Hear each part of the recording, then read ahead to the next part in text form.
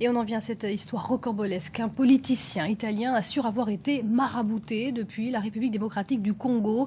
Toute la presse italienne en parle. Il s'agit de Roberto Calderoli, ancien sénateur de la Ligue du Nord, le parti d'extrême droite qui avait traité d'orang-outan Cécile Kyenge alors qu'elle était ministre de l'intégration en Italie. Écoutez les précisions de Mehdi Medeb qui suit cette affaire depuis Kinshasa. Pas de doute pour Roberto Calderoli. Il en est persuadé d'avoir subi la macumba, d'avoir été ensorcelé. Il en veut pour preuve ses déboires personnels, ses pépins de santé. C'est vrai qu'il les accumule entre le décès de sa mère, ses hospitalisations à répétition. Il a été 2 fois en réanimation. Dernière preuve en date, il a trouvé dans sa cuisine un serpent long de 2 mètres, un serpent qu'il a dû tuer. Ce ne sont pas des sornettes. Le responsable de son ensorcellement serait le père de Madame Kyenge, qu'il a comparé, vous le disiez, à un orang-outan. Ce père de la ministre est un chef coutumier qui vit dans le Katanga. Chose étrange, une équipe de journalistes italiens avait filmé il y a un peu plus d'1 an une scène d'ensorcellement qui s'était déroulée dans le Katanga, une scène en fait au cours de laquelle en fait le chef Kyenge appelait à chasser en fait les démons de la tête de Roberto Calderoli. Et c'est vrai qu'en matière de démons, il envoie de nombreux, que ce soit les musulmans, les noirs, les homosexuels ou encore les immigrés. À l'époque, la vidéo avait fait sensation, elle avait aussi indigné, mais aussi nourri un peu plus le racisme du côté de chez nos amis italiens. La semaine dernière, donc, le Roberto Calderoli en appelle à l'aide, à l'appel à être désensorcelé. Et bien, cet appel est venu de nouveau du Katanga, du chef Kyenge, cette fois pour une cérémonie de désensorcellement. Et là encore, filmé par cette équipe italienne de ce journal à sensation. Après, pas sûr que la macumba lâche si vite Roberto Calderoli, car dans quelques jours doit s'ouvrir son procès pour insulte raciste contre Cécile Kyenge et pour incitation à la haine raciale. Bandeko nangai, komo nangai Sindika Dokolo. Mboka ezali kokufa. Bana bazotanga lisusu te. Baopito ezangi kisi. Mbongo obeko mata. Ti wapi. Totelema biso banso. Totosa biso nyoso. Mobeko likonzi. Moto abangisa moninga te. Yambala oyo ekoki. Esuka na décembre 2017. Je suis un Congolais debout. Rejoignez-nous sur lescongolaisdebout.com.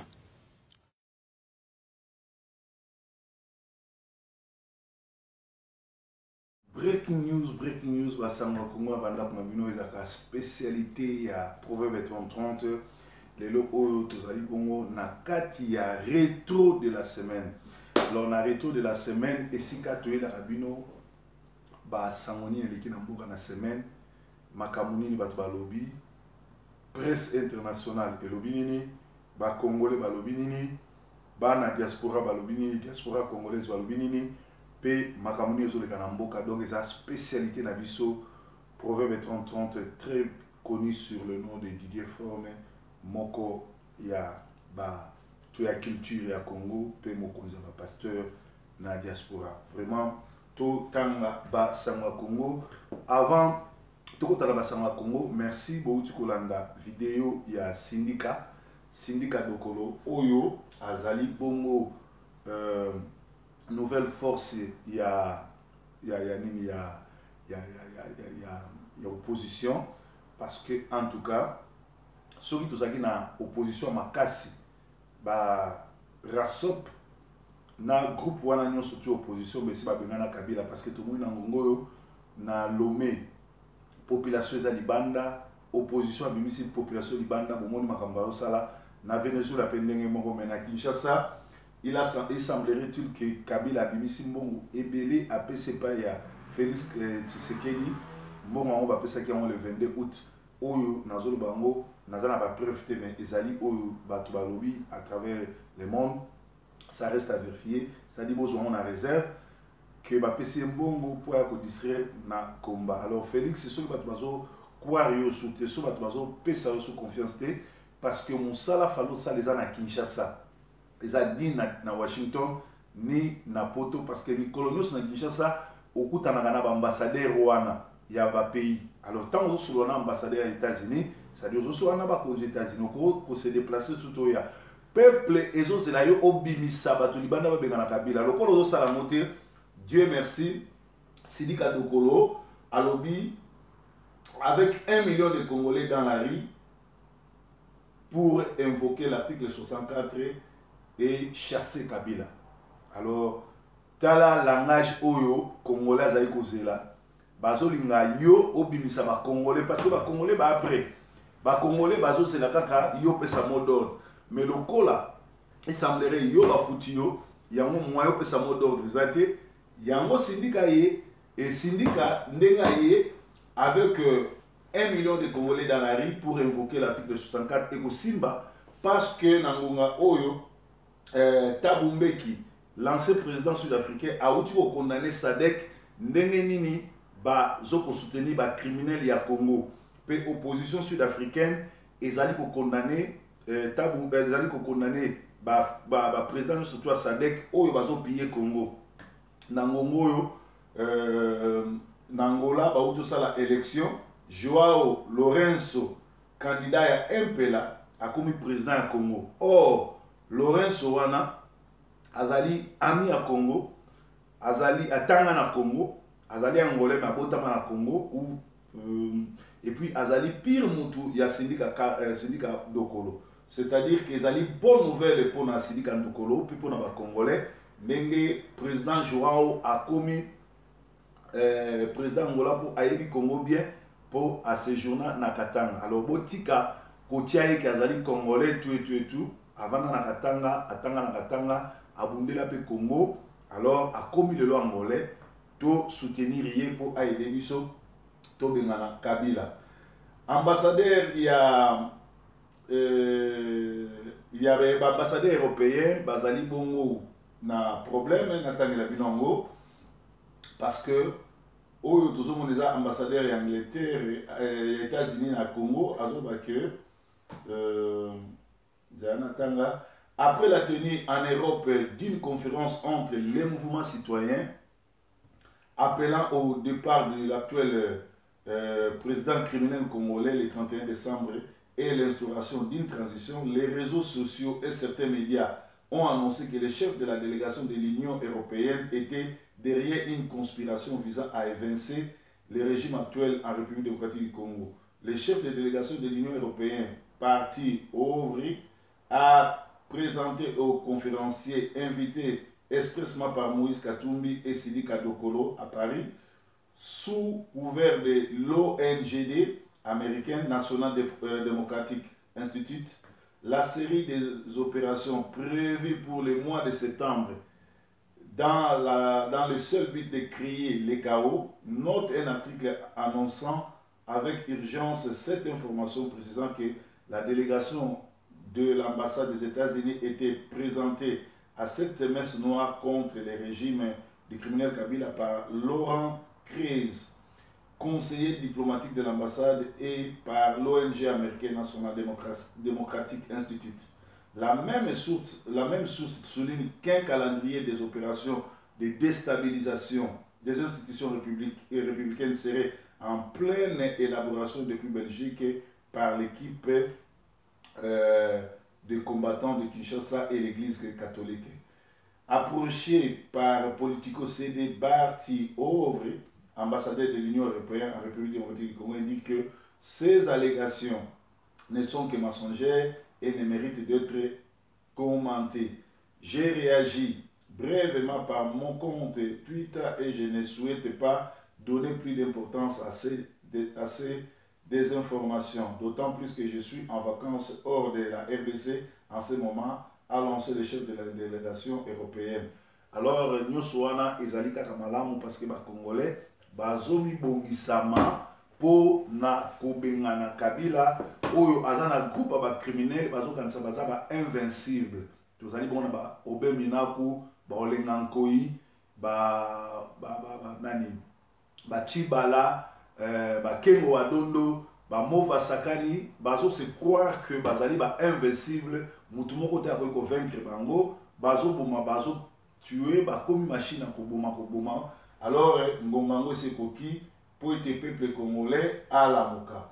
Lisusu tolobaki que église kimbangiste ezali moko ya église soki to libéré mboka église ali bosso kokanga ezali église kimbangiste parce que Simon Kimbangu Kiangani akende kokutana na Kabila pour abenda masolo abenda bafafio pe nakobima na ye alobi tout citoyen doit respecter l'état pour na ye les criminels rwandais oyo azoboma azali l'état. Or boyebi bien que église kimbangiste nde et soutenir buzoba nyonso na ba crime ya Kabila pe ba changea nini prophétie ya Simon Kimbangu. Alors normalement Simon Kimbangu asalela nzambe mais azali vraiment prophète parce que un prophète azali o alobaka sur son peuple mais alobaka sur toute l'église. Il a fallu prophétie naïe ezala sur le Congo et sur le monde. Mais alobaka sur le Congo, aloba sur le monde, c'est-à-dire azaki un messager yanzambe na Congo mais azaki un prophète puisque lelo oyo bana oyo il y a beaucoup là parce que sinon Kimbangu botate mais abalaka moi si anoko na ya tikaka bana misato bana va changer prophétie naïe parce que quatrième prophétie naïe va bien quatrième président Congo azala étranger akonyokola ba congolais pe ba koboma na Congo mais ba neveu naïe na bato ba boto l'église naïe ba baloli profession ba lobi quatrième président azala lenge akobongisa mboka nando ki atia mwana kosala nzembo pona kokumbisa kuzoba bomonaki ndenge bayambaki ye na nkamba pona kokosone buzoba. Donc église kimbangiste ezali moko ya église oyo fo tosila nango avant masolo wana. Tozali susu awa bokomona bazoloba conférence et débat ya Jean-Marc Abounde, secrétaire général de l'UDPS, il y a samedi 26 août 2007 il y a lelo na 14h hôtel Normandie ezali bongo annulé parce que balobi que bango IDPS baza na groupe moko to ezali parti politique moko ezali tribal et puis baza ba corrompu balobi baza ko lia mbongo pour prolonger le permis de tuer et de piller accordé à Kabila, c'est-à-dire ba combattant il y a Paris ina ya nani nde ba komi yango ngana zo sala ko tanga na éviter biso za en Angleterre mais makambo zo na Paris ba publié qui yango depuis lobby na minuit. Les résistants congolais ont de la vitesse. Conférence d'un collabo congolais à Paris pour une large diffusion. Bozo Teka Congo, Congolais Lamuka, accord de Saint-Sylvestre égale accord de Lemera, prolongation de permis de tuer et de piller accordé à Joseph Kabila. Alors Bazo s'en charger, ou bien Bazo s'en prendre dans IDPS parce que IDPS na Semko, ne epesa Kabila, il a une prolongation pour continuer à bomber, à continuer à piller. Yangwana, ba sali biloko ya ndenge wana lisusu kaka na basangwa Congo malibisa bino ke Tabumbeki a reproché Zuma na Sadeke alobi baza bongo bato ya mayele mukuse na makambo o bazo sala sur le Congo. Normalement soki bazalaki bato mayele bango nde balingaki bayede Kabila na kokende mais lokola bazo comprendre te ezali ma wa mingi pona bango lisusu basangwa Congo. En tout cas ekamusinga que groupe moko ya ba incivique groupe moko ya ba collabo bazoluka koya kosala distraction bazoluka koya kotia distraction na combat mutu lokola Karine Mokonzi na ba démon nyonso aza nango soka mekaki kokita Belgique ou bien alingaki kokita France ou bien Canada alingaki kodétruire bato combien soki barefoule ye parce que mbongo bazo voyager nango ezali mbongo ya kimukala ya héritier azosala epa ya nani ya Zoé Kabila ezali mbongo ya Congo. Alors makila ya ba Congolais ya diaspora oyo baza mayele bango nde basalaki ba démarche pour ete ba visa wana ezala annulé pe bafundi bato wana na niveau ya immigration pour bazonga. Où est le problème? Eza dossier moko eza nango na impact te parce que poto bana ya tombola baya bana batekaka makasu na batekaka mbala baya bato nyonso tu oyo bazalaka na Nigeria bayanzela makolo baza na Angleterre baza na États-Unis baza un peu partout bangonde babebisi poto parce que bayaka nzela makolo baza bato bazaki na programme akoya te bango lelo babebisi poto mpe bamemi ki bondoki na kati ya poto donc ezali mama mingi bokeba na dossier ya combat esengeli na biso tolongola bacombattant ya bazoba bacombattant ya miyibi na bacombattant ya bandoki totikala kaka na bacombattant oyo barezonaka malamu oyo bazali bongo bami ya Congo oyo mituna bango eza kosala bango wana nde bakolibere mboka mais soki tozokolanda kaka bacombattant ya bazoba na ya bandoki mboka na biso ekozala kaka ndenge wana nayebisaki bino bien ke toza na problème kaka moko eyali tosangana tosala état de lieu ya combat to neutraliser Ngwanda bato balandaka eso te bobotola bacombattant nyonso baze pa Ngwanda parce que Ngwanda bouti komona mwana ya Ngwanda ya mobali bamoni ye na avion na Gemena azokita ti sikoyo Ngwanda ti kosala ata déclaration moko te po ayebisa biso mwana na ye ya liboso akende kosala nini na Gemena pe mpona nini ifo Ngwanda atinda mwana ne na Gemena bakende kokutana na Kalev donc Ngwanda ti sikoyo tozosela yo osala émission expliquer biso ke mwana na yo akenda kosala nini na Gemena pe lisolo nini ezalaka parce que bato nyonso bayebi ke yo otravailla mpona Kabila mais lelo likolo ya mwana na yo tomoni preuve vraiment ke Ngwanda azali moko ya bato oyo batie distraction monene na combat bakaboli combat parce que aliaka mbongo ya Kabila. Merci lelo bato tout ba comprendre que muto bobengai na kombo ane mwana nsemi azana ye usurpateur azali na ye muto a travailler na Kabila lelo bo comprendre bina filé pour comprendre que tokoki kotia moteme pa na été.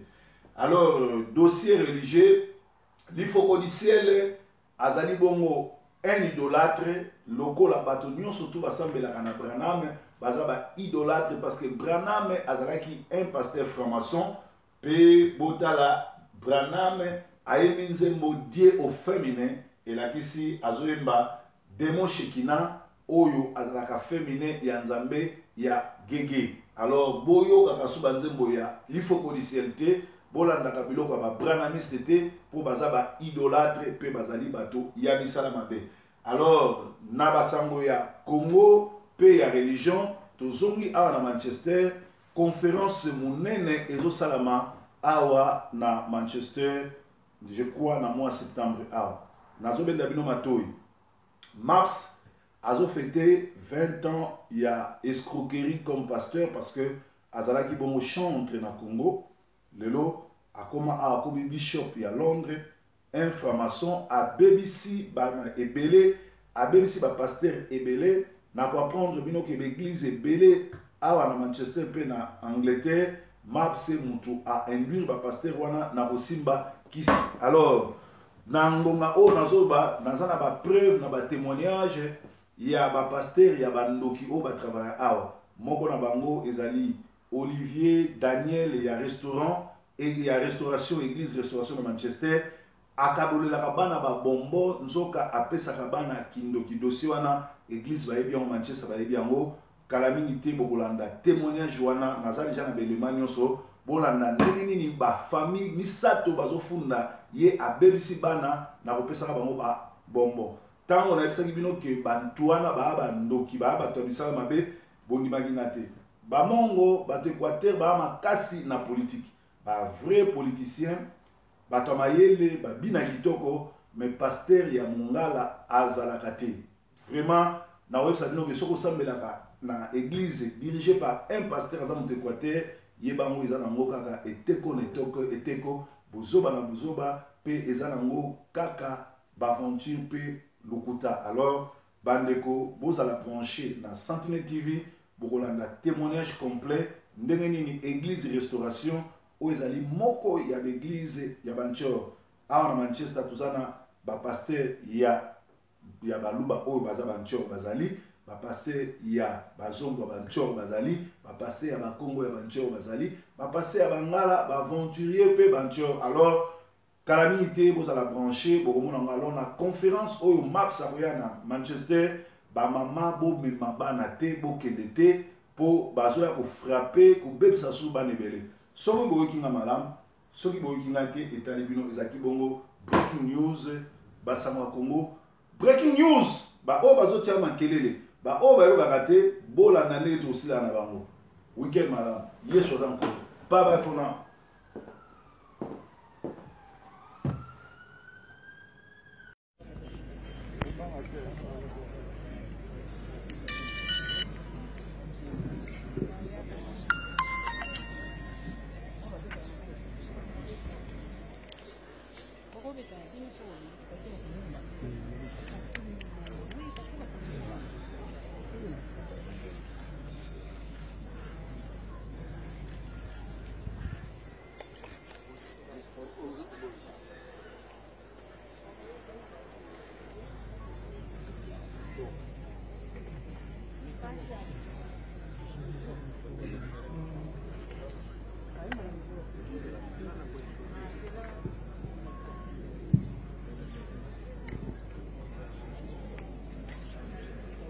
na kombo tata mwana molimo santu ndenge towutaki koloba cérémonie ezali mokuse mama tiala mwana akoyemba nzembo oyo ya prophétie liboso ya papa mpona kotémoigne ete prophétie nde eutaki awa biso nyonso tokolanda soki asilisi koyemba tobeti maboko biso nyonso nde akei kopesa basede epai ya mokonzi ya bule sikoyo topesi micro epai ya mama tiala mwana.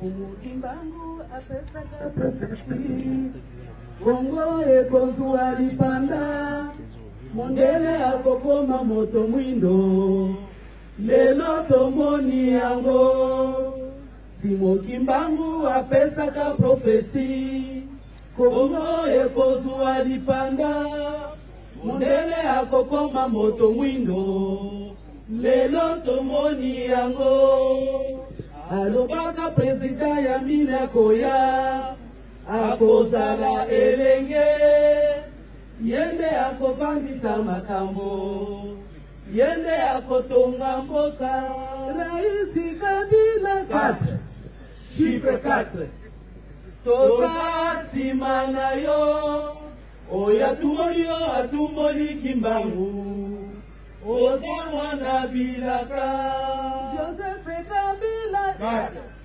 chiffre 4 toza nsima na yo oyo atumboli Kimbangu oza mwana bilaka. Merci beaucoup, merci.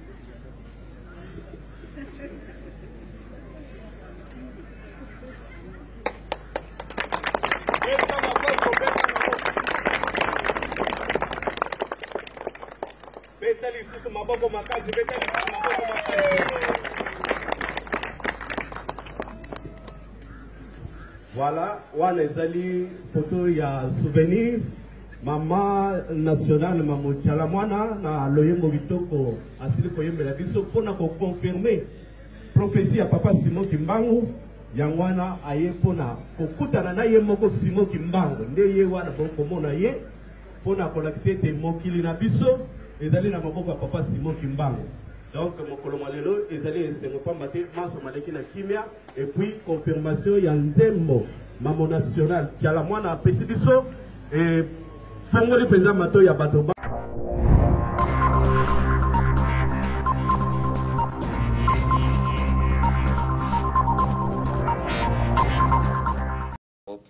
des libertés, M. Schaffhauser.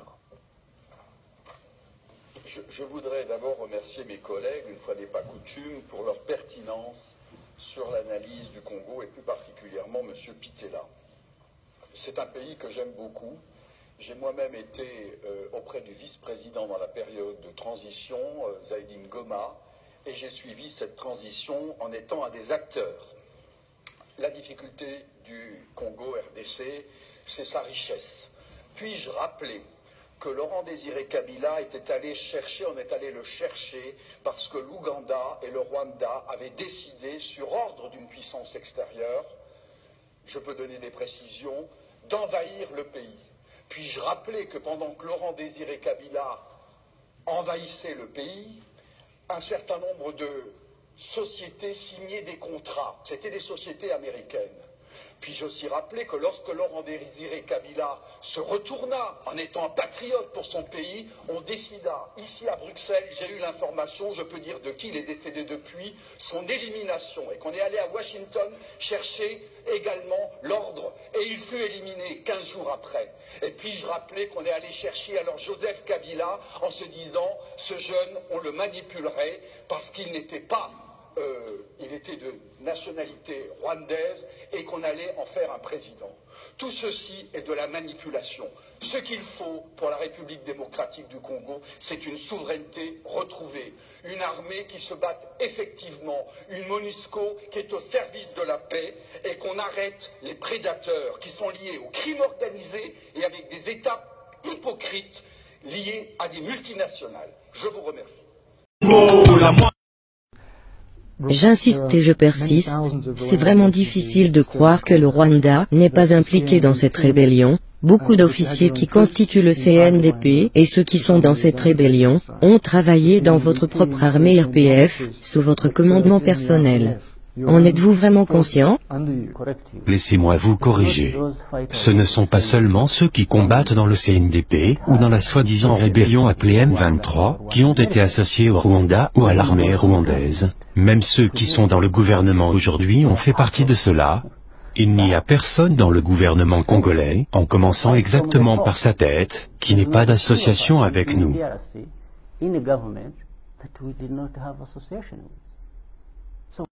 J'insiste et je persiste.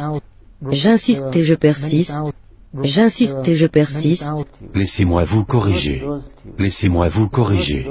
Laissez-moi vous corriger. J'insiste et je persiste. Laissez-moi vous corriger. Il n'y a personne dans le gouvernement congolais, en commençant exactement par sa tête. J'insiste et je persiste. Il n'y a personne dans le gouvernement congolais, en commençant exactement par sa tête, qui n'ait pas d'association avec nous.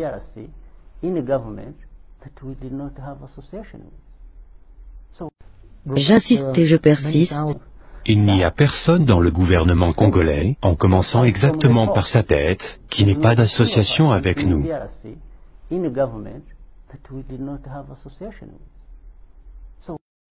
tozala Olympia bitumbe bazi bitumbe ezali awa bakombata eza ekoyinda tozala Olympia tazopeta banda kangi awa bakangi eza ekoyinda benga ezali mokanga akima kanga ye boya yeyo tokangi munoko na tele farafara aiza eza koyinda Olympia zote filmeti bakangi ati kombata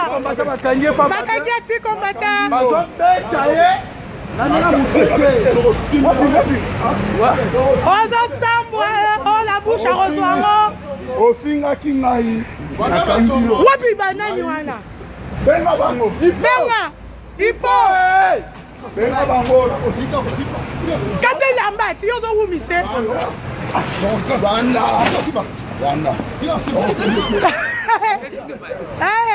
Anti, c'est les hommes. Filmez. Non, je ne vais pas, je l'attrape. On l'a attrapé. Il m'a insulté à l'internet. Il m'a insulté. Madame, appelle-moi la police. Ok, la police, la police. Babou, n'a pas qu'à m'y mettre. Caraye, quatre chemises. Quatre chemises. Mais qui ou a pivoqué tu as zawad. Appelle-moi la police, ce sont des hommes. Oh. Viens. Viens ici. Viens ici. Viens ici. Appelle-moi la police. Numéro à bango za bango te. Pesa numéro na benga, pesa te. Ba même asombo. Atanga ti combattant. Atanga ti combattant kakaye. Kakaye. Olympia. Eh yo eh. Yeah. Voilà. Eh. Yo. Bunda. Zonga wa. Kanga ye ke ba tuta.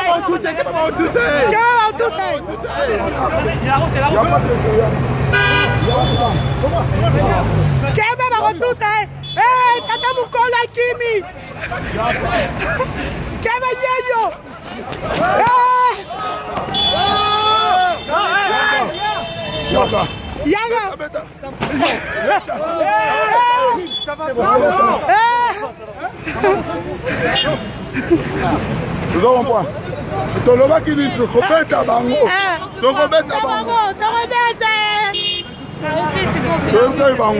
Non, on n'a rien fait, madame. Mais laissez-le, c'est bon. Non, c'est pas bon, il fait ci.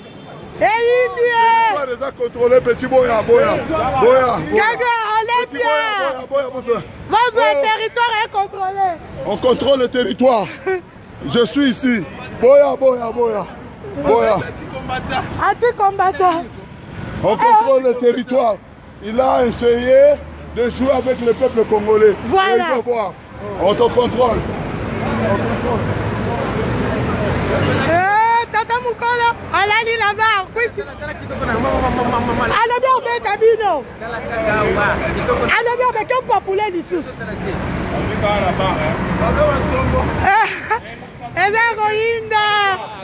Ici, c'est Paris. Vous allez voir les 15.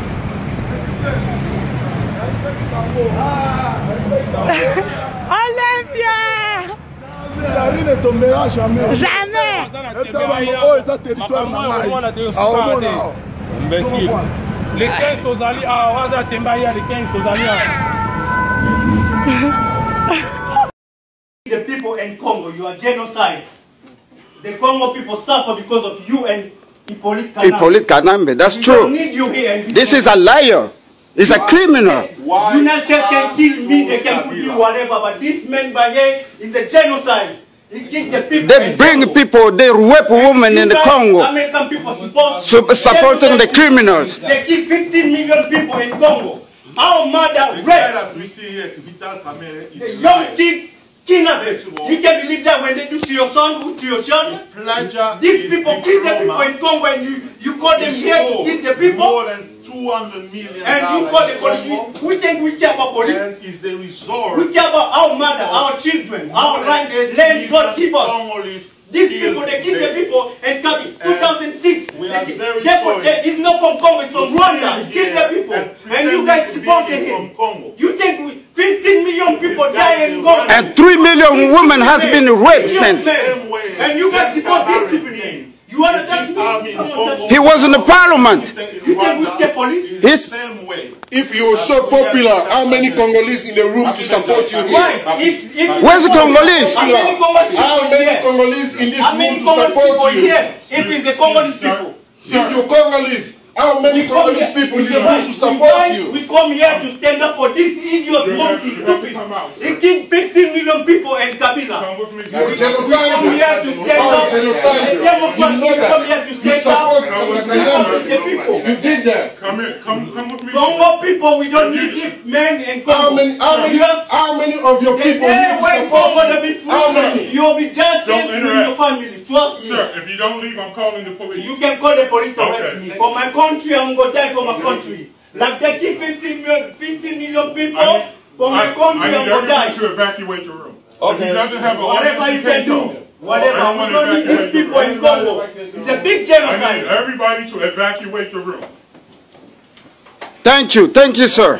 Thank you. We cannot live. On ne peut pas laisser des criminels comme Vital Kamerhe venir nous mentir ici. Un criminel génocidaire qui n'a pas d'identité. Comment tu peux faire ça? Toi, tu es Congolais, toi. Ne me touche pas. Toi, tu es Congolais pour supporter un type qui n'a même pas d'identité. Un type qui n'a pas d'identité. Tu fais ta identité. Aussi mangaïté. He's my friend. na kati ya mboka na biso tolobaka na bino mikolo nyonso eza deux types ya opposition. Eza opposition oyo Kabila ye moko a fabriqué na opposition eza contre ye. Donc je pense que tout ça la confusion te. Bato nyonso boza komona ke lelo aza na biso aza lisusu te, bazalaki bato bazalaki neti ba charger de mission na ye.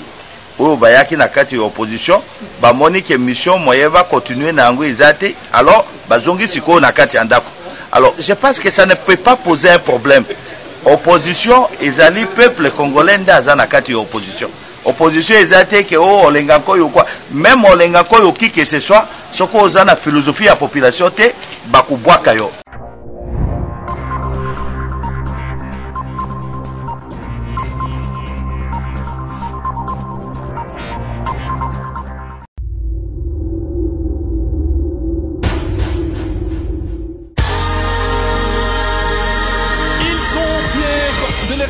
Et comme dans une bonne blague, ils sont profonds dans leur écriture.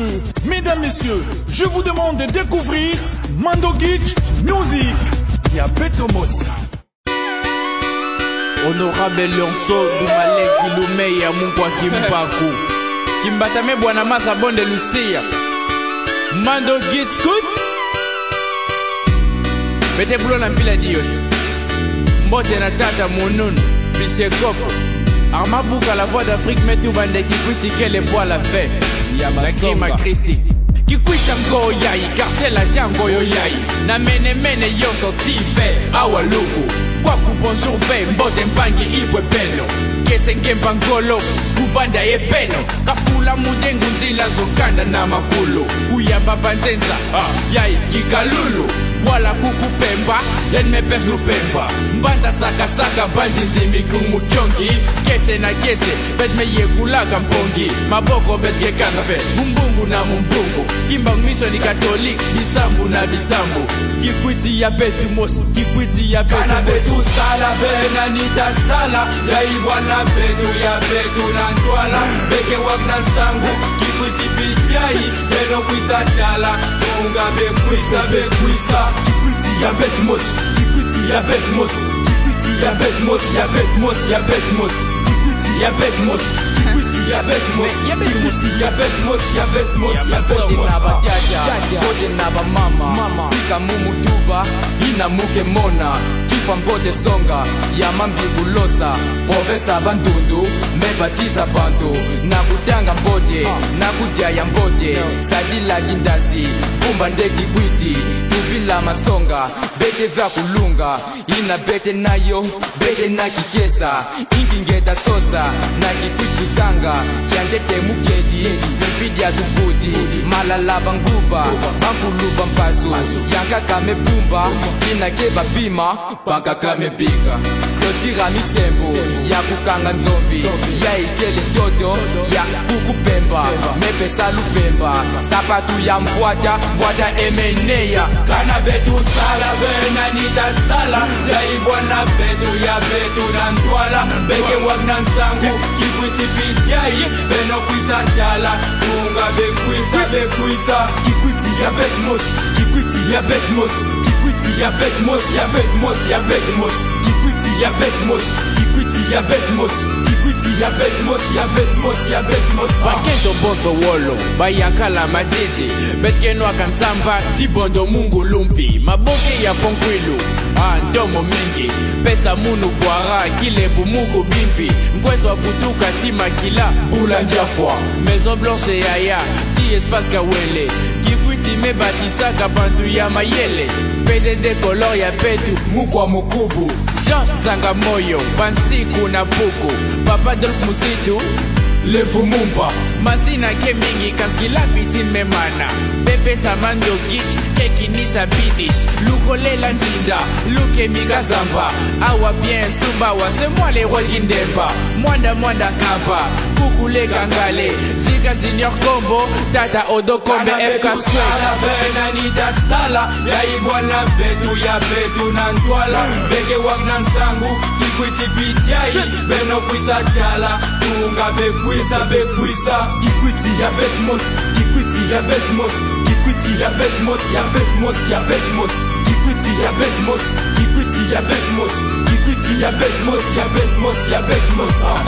Nazwela, la crime à Christy, à Bernardo Canardo, Bonnie Mondala, Claude Wish, Carl Umbrella, Soleil Levant, bébé aime les rossignols, Joachim Bonja, Jeune Killa, Super Danse, Sarah Moussenge, Olvida Height, Papa Dado, Belle Époque.